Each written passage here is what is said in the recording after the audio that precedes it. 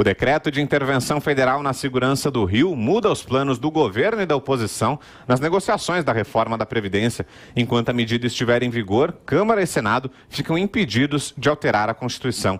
Mas o presidente Michel Temer já avisou que vai suspender o texto quando o Congresso estiver prestes a votar as mudanças na aposentadoria. Depois, aciona de novo o dispositivo. O vice-líder do governo na Câmara, o deputado Beto Mansur, um dos principais aliados de Temer, garante que o Congresso não vai parar. A Constituição diz que nós não podemos alterar a Constituição durante o período de vigência de qualquer tipo de decreto de intervenção. Mas nós só vamos mudar a Constituição quando ela for promulgada lá na frente. Mas a estratégia do governo de suspender a intervenção de forma temporária pode dificultar ainda mais a busca de votos para a Previdência.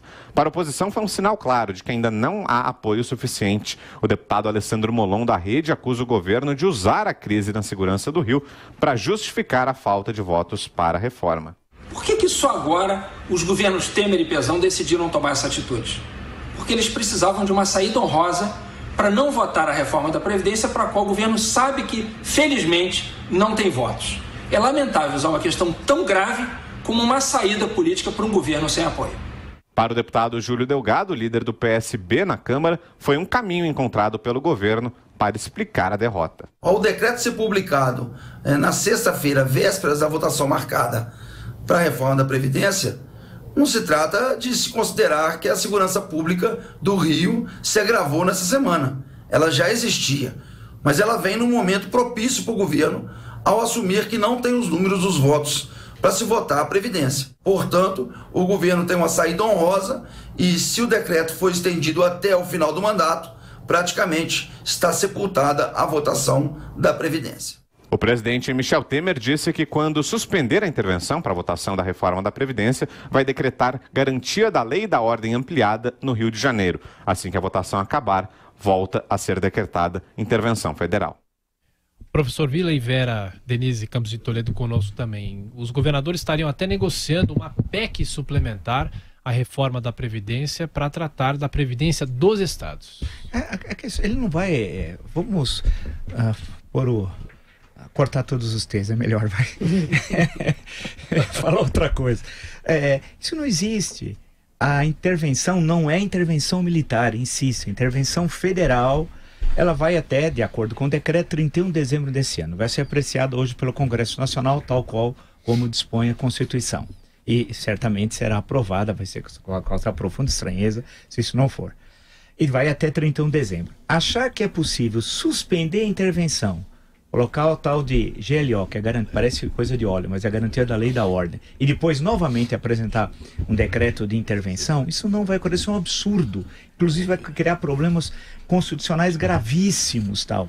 Isso não vai ocorrer. Qualquer questão que envolve reforma, ou da Previdência em geral, ou da Previdência nos estados, só deve ser apreciado no ano que vem. Essa que é a grande questão. Esse ano isso está absolutamente descartado. E acho também que essa ideia conspirativa de que o governo está usando isso como artifício político, etc. tal, para esconder o fracasso da reforma da Previdência, eu acho que isso é um certo exagero nesse tipo de leitura. Cada um pode ter a leitura, evidentemente, que quiser, né? Dizer que é todo... A questão é que o Rio de Janeiro chegou a um ponto intolerável, insustentável. Só para concluir, a intervenção foi mal feita. Ou você tem intervenção, como foi dito na sexta-feira aqui no Executivo Estadual, né?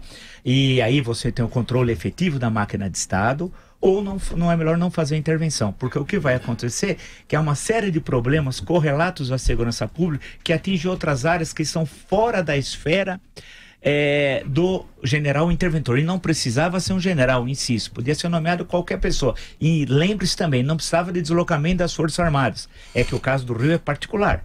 Daí que houve o deslocamento de alguns contingentes, outros que já estavam, inclusive lá, porque lá é a sede do antigo Primeiro Exército, como eu disse, que mudou as denominações em tempos mais recentes e tal. Em resumo, duvido que o governo suspenda o decreto para votar a reforma da Previdência, depois volta a decretar, e duvido que as questões que envolvem o Estado sejam apreciadas. Eu acho que isso daí há uma confusão de informações nesse momento, que é natural, porque pela primeira vez na história da Constituição, só da Constituição de 88, já teve intervenção federal na história do Brasil republicano, várias, na Primeira República, várias, né? Mas intervenção federal sobre a Constituição de 1988 é a primeira vez. Falar em uma votação suplementar a algo que nem será aprovado já é meio ilusionismo demais, né? Os estados, com ajuda aos estados, não se tem votos nem para votar a reforma da Previdência. E essa é uma das razões pelas quais não vai ser suspensa a intervenção para se votar algo para o que não se tem voto. Além disso, os especialistas consultados no fim de semana por todos os veículos foram unânimes em dizer que isso seria um drible na Constituição que proíbe esse tipo de coisa.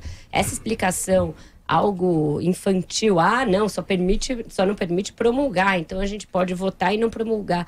Em primeiro lugar, não se tem os votos. Em segundo lugar, qual seria a vantagem de você votar algo e não promulgar, portanto não colocar em prática?